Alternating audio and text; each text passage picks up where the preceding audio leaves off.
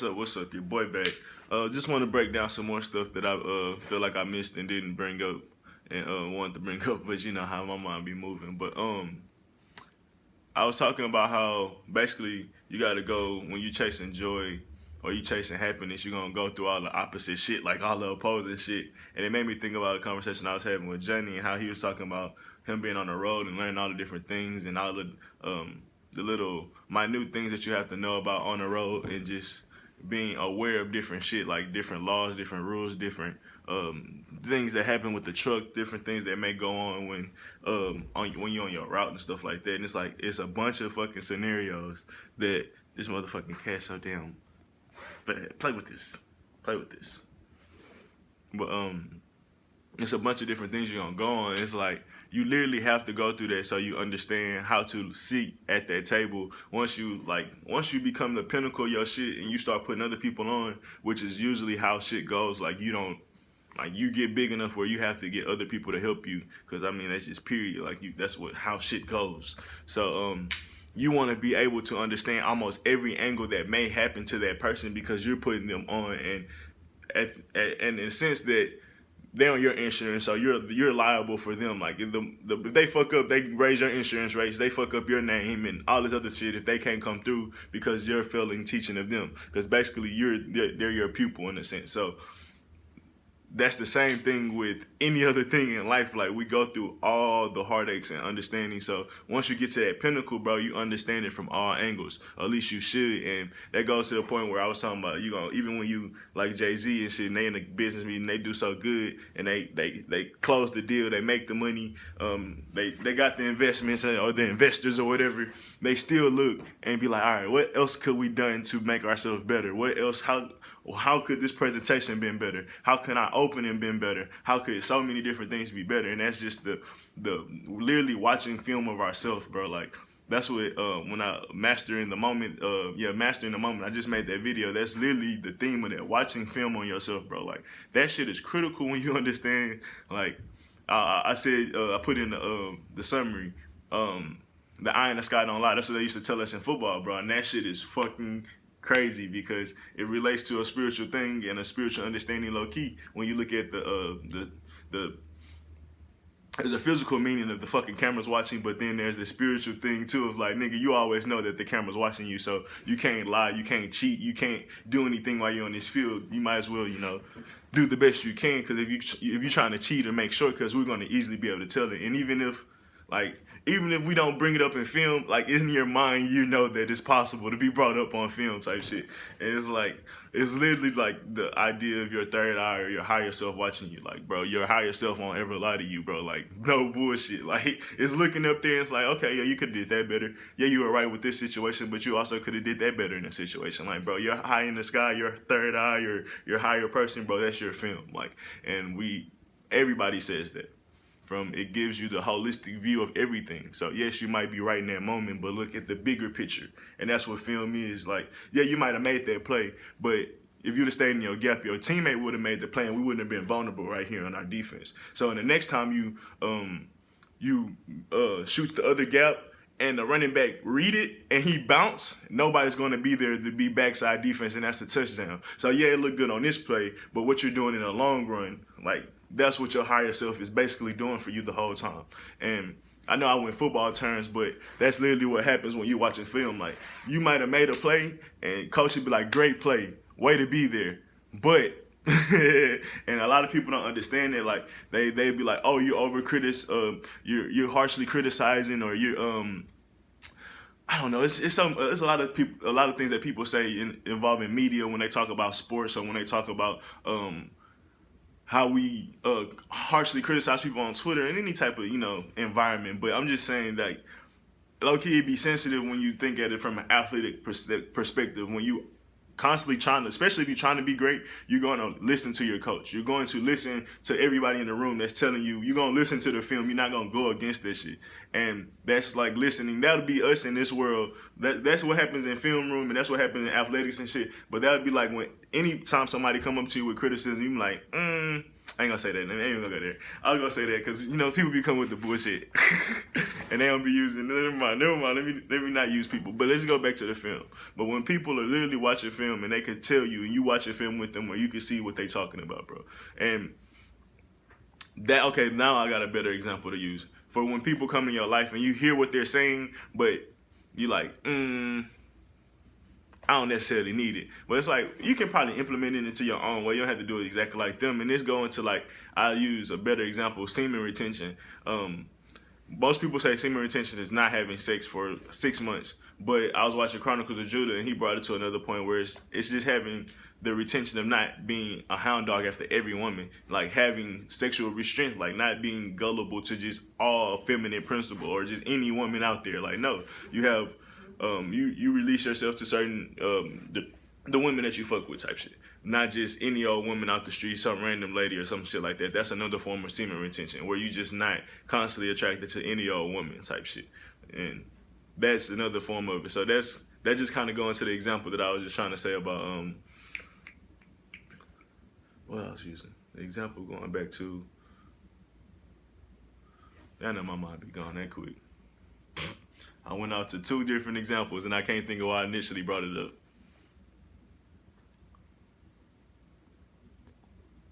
Oh, using your own version of that. Like, because most people, you tell them semen retention, you be like, man, fuck that. I ain't trying to fuck with no semen retention. But if you give them another example of how that might be, they could fuck with. And that's usually how we got to do for ourselves. When somebody give us advice, that advice might be good, but we have to learn to reshape it for our own type shit. But that might be a stretch in understanding, but basically going back to the eye in the sky, which is fucking firm, like, nigga, your own third eye, your own higher self, that motherfucker not lying to you, and that nigga gonna give it to you straight. At least I know mine is, so I would think that's what they doing for y'all, bro, but, well, your higher self is doing for you. But yeah, when you've been taking that advice from your higher self, looking at the holistic picture, understanding how you could truly be the most dynamic in a moment by paying attention to all different spaces that's in the room. Because you got to understand, we're here to manipulate matter, and that's what alchemy is in the most basic form of it. And basically time and space too, or whatever. And our moment and making our time out of moments and shit like. So this is what I'm trying to say.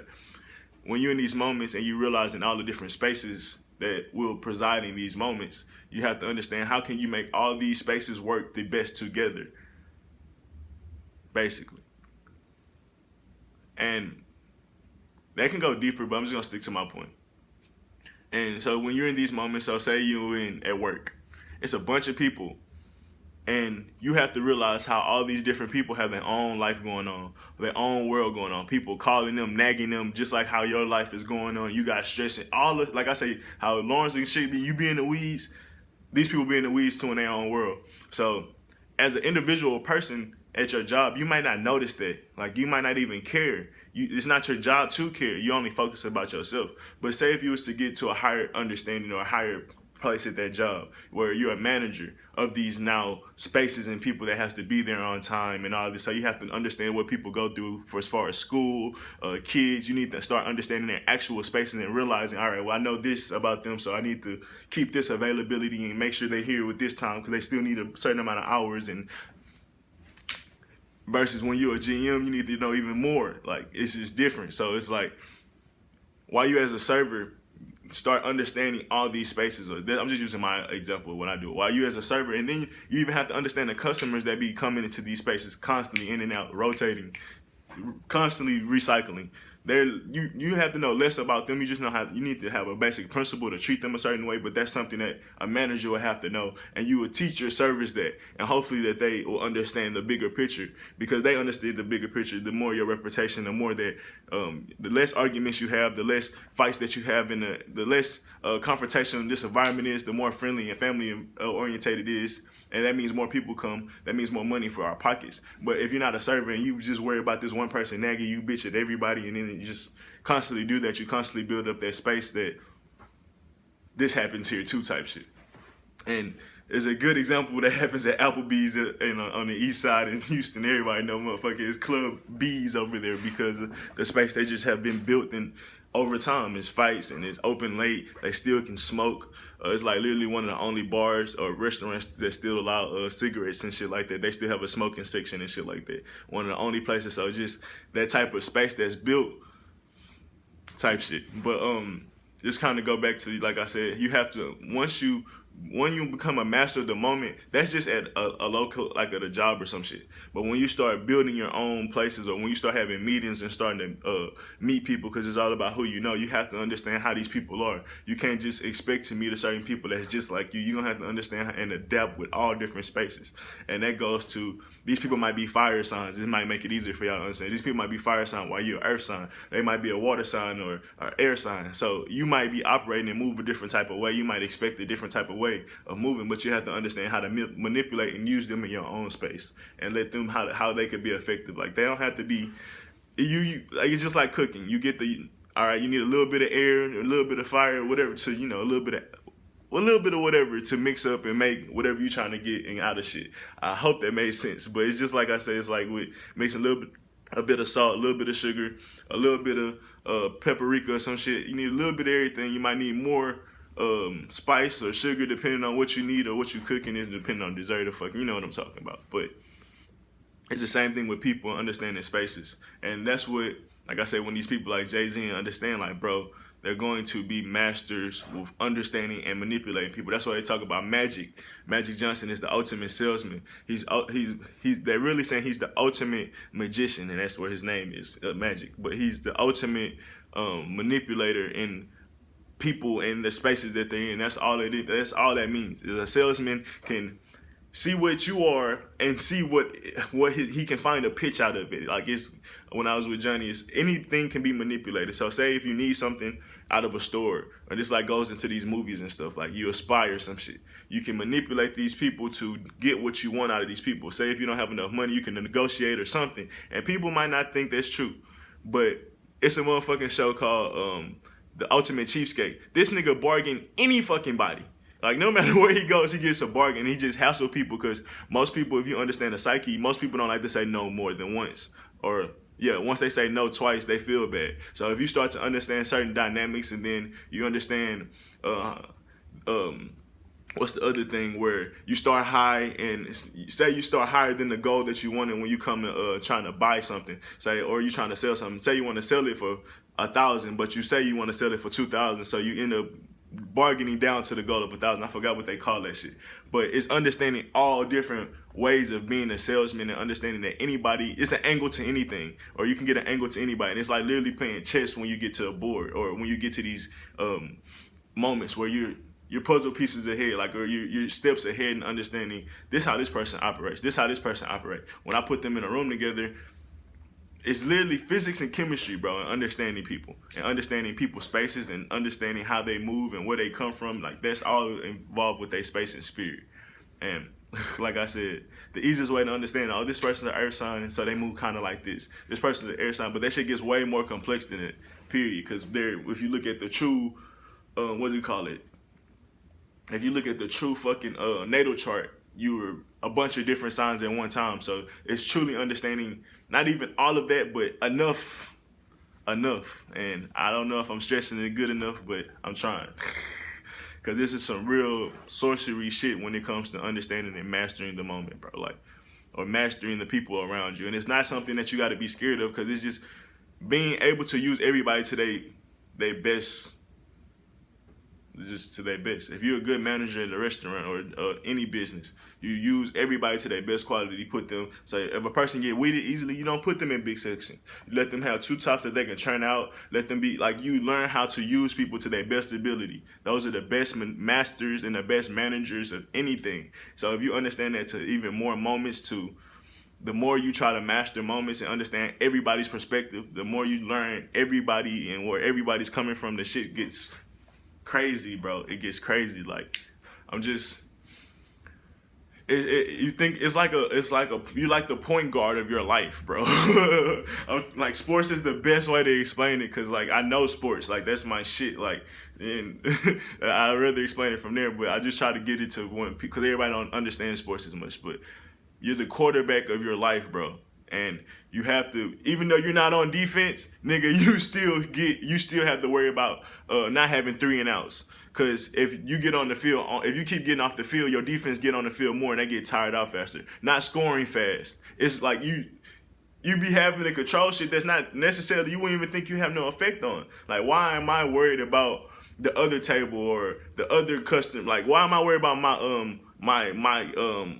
other service table? Why would I worry about them? Why would I care about them? I'm only gonna worry about my table. It's only gonna make money for me. But it's like, nigga, make sure everybody if you make sure everybody's not in the weeds, bro, the whole restaurant thrives. The whole restaurant moves better. Why would I worry about giving plates to the cooks while they can't get it? Because, nigga, they trying to cook your motherfucking food. If they have to keep leaving the line, the food not going to come out. So it's just an understanding of knowing your place, knowing your role, and then also helping other people to be better at their roles type shit. And that's when you're a master manipulator, bro. And a lot of people don't want to take that power. A lot of people just want to be manipulated and say, hey, you do this, you do that. And it's easier for them. But I'm here for the people that's trying to understand how to be the best point guard. And this is film right now. Like, no bullshit. Like, well, yeah, man, like I said, with being a point guard is understanding a point guard on one team and a point guard on another team is different. So say if you go to the Lakers, or say you Mario Chalmers on the Heat when he was there, you don't have to do as much as versus if you motherfucking, what was another, Chris Paul on the Hornets, like, or he was probably on the Clippers at that time. Like, it's a different role that you have to do. You're still a point guard, but it's even different types of carrier types that a point guard may be. So it's understanding the full dynamic of how adaptable you can be. You don't want to just be a slashing point guard. You want to be able to be a pass-first point guard when you need to be. Because you got to understand, different opponents going to give you different defensive looks. So you want to be able to do everything. Same for quarterback. You take what they give you as a good offense. Sometimes you stretch it. Sometimes you be aggressive. But you take what they give you because that's just the best way to play any type of offense. Like, it's easy. Take what's easy. And when shit get hard, you good because you've gotten all the easy shit, so you ain't exerted a lot of strength or a lot of energy trying to get to this point because you taking what's easy. So when shit get hard, you still got a lot of energy left. But that goes to you, like I said, you taking what a defense give you. Certain defenses may give you more pass looks or more 3-pointers versus another defense may stack the box, or that'll be a team. If they stack the box, they're giving you more pass looks. But if they don't stack the box, now you may be able to run or some shit. Like, as a quarterback, you might have to dib and dab and get a 3-yard run here, a 5-yard run here, and that might help your offense out. Versus when you play another team, that shit wouldn't work at all. Like, I'm just saying, same with a point guard. Some people may be pressing, so you gotta blow by, drive, and kick. Versus if a team playing off, you gotta take the shot. But you want to be able to do both. You don't want to just be able to be a spot up shooter. You don't want to be a nigga that just can't dribble at all. And like I said, that's not a spot up shooter. That's a spot up shooter. Like a Klay Thompson, low key. Like, you want to be able to do everything. That's why the greatest be the great. Like, Michael could do almost everything. Hakeem could do almost everything. Shaq can do almost everything they needed a center to do, for the most part. I ain't gonna say he could do almost everything on the court, but they did everything. They was the best that they role for the most part. That's what made them the greatest. And some of them can be outside of their role. That's what make LeBron so great. That's why people love him so much. But going back to putting that example back to ourselves, like I said, that's basically just us being adaptable, us being a magician and understanding, bro, we can do and work with anything in the moment or whatever the moment calls for. Because you gotta take what the moment gives you, of course, but then you also can learn. Especially after, it's like we have the ability to do that. So don't be stuck in certain moments, bro. Like, understand and pull and think about all the other moments that you've been through and other experiences. That's you being holistic. That's you thinking from other film. That's you thinking about, all right, that's you making, I forgot what they call it, bro. When it becomes second nature, like, when the ball hikes, you make that first step and you move with your, I hope this is for people that know football, but I'm trying to think of something that'll give everyone. It's just when something becomes second nature. When you just wake up and brush your teeth. When you just know how to tie your shoes. You don't have to think under loopy and shit like that. This where that starts to be when you look at all the moments and you start to be like, I know I can get through this, or I've been through this a million fucking times, and that's what helps you. That's the difference between being stuck in a moment when you can't think of the past experiences and the other reps that you put in versus you understanding you've been through this shit a million times and that shit being second nature and you just getting through this shit, like thinking past this shit. And like I said, even from the other moments, in the other video where I was talking about, I think I said it. I might not have. I don't know, but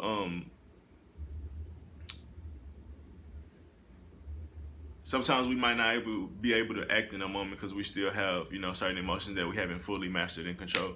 Just understand, go back and watch film. You can look at it as an L, but just look at it as, bro, I just need to watch film. Like, I'm a great competitor or a great champion. I think they always say it's even killed. So, you should be watching film just as hard after a win or a loss. So after any moment that you feel that was dynamic or that you just, like, you know how people would be like, a moment that stood out to them in the day where they have to tell everybody about what happened to them. When those moments kind of pop up, the ones that kind of stick with you, you need to analyze, watch film over that shit, just like any other, like if it was if you feel like you did good in the moment or did bad. And that's how you just become better at yourself. Like, better at the game of yourself. Because, nigga, it's not easy playing this game of yourself. Because I've been in moments and it be hard sometimes to get out of that shit. You be mad as fuck, but it's like, your higher self be like, you can do better. Even though you might be justified in your madness, you can still do better. And that's came up with me twice. Cause I was battling myself after I argued with my dad and then getting to arguing with my mom. Not my dad, my brother's dad, and then arguing with my mom. I was just analyzing hella hard. Like, and I was like, was I wrong? Why am I analyzing this shit so bad? It's like, no, it's not that. I'm just hella analytical.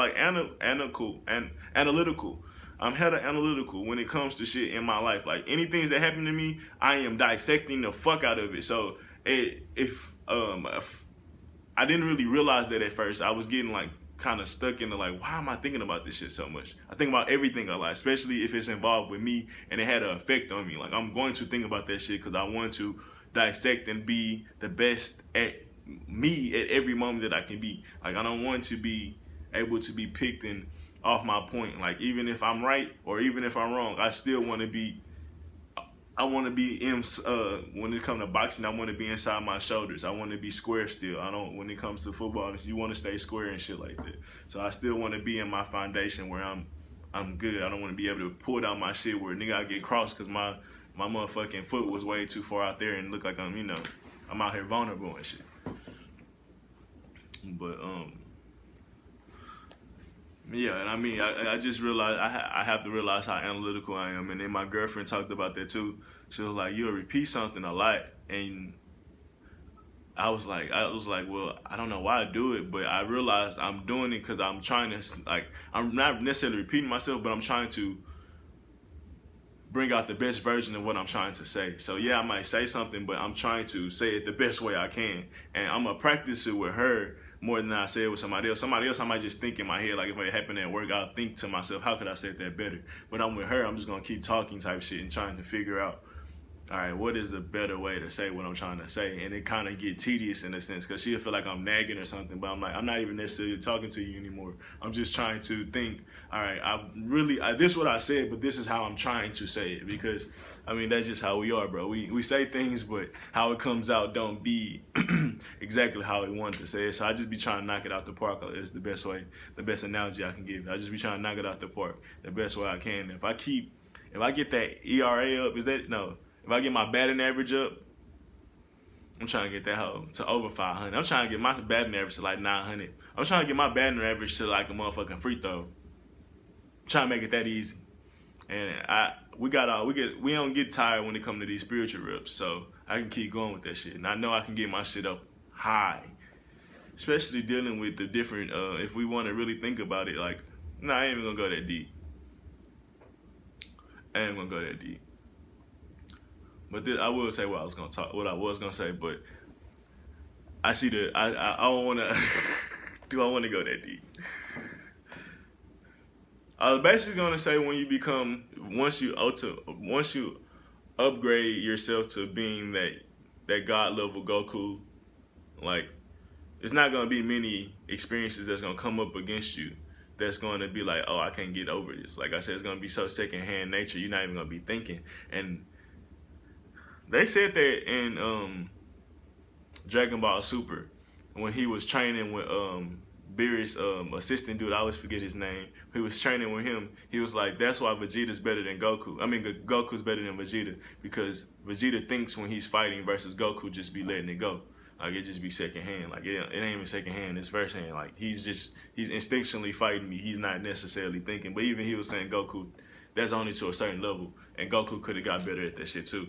But I was basically saying when you get to God level Goku or God level Vegeta, like you're not gonna meet too many people. But even then, I think that's a part of the simulation. Like there's always gonna be, once you get bigger and better, there's another opponent that's now you're able to attract.